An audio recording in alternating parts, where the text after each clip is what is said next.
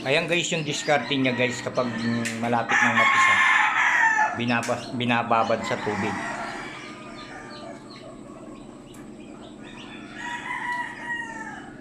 Ayan ang discarding ni RG Farm. Ayan. Rap Garcia. Ayan yung mga palitaw na niya.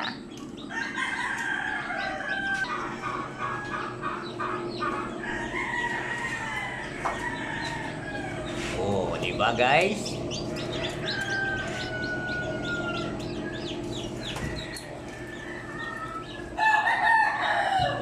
Uy. Tinawang krako.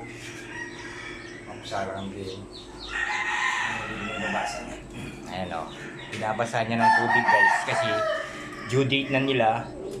Hanggang kapilan yung due date na kanyan din rap. Bukas. Kailangan mapipisa lahat ngayon. Ayan o. Meron na silang butas para hindi sila mahirapan lumabas dun sa kanilang shell guys. Ayan ang ginagawa ni RG Farm. Ayan. O.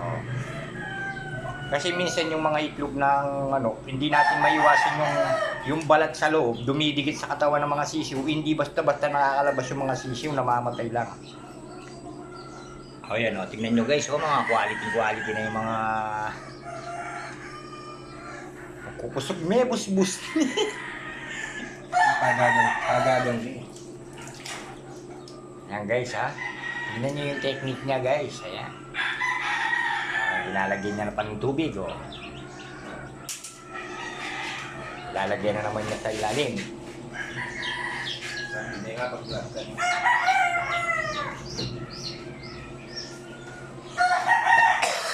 Hinapang kayo, pero crack lalo.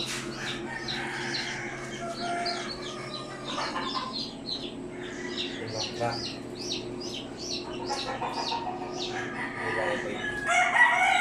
Ang kaya nga dito.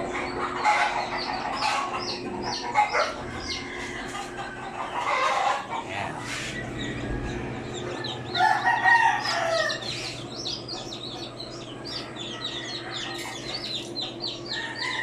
Ayan guys, ang technique dyan.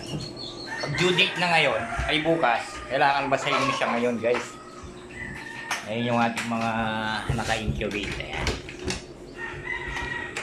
Ayan o.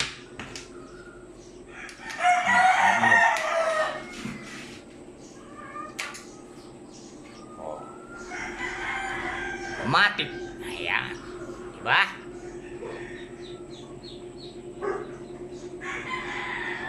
Ayan guys. Ayan nyo naman yung itlog. Ayan kung naghahanap kayo ng breeder. Ayan, napakagaling na breeder to. Reto yan guys. Meron tayong rep.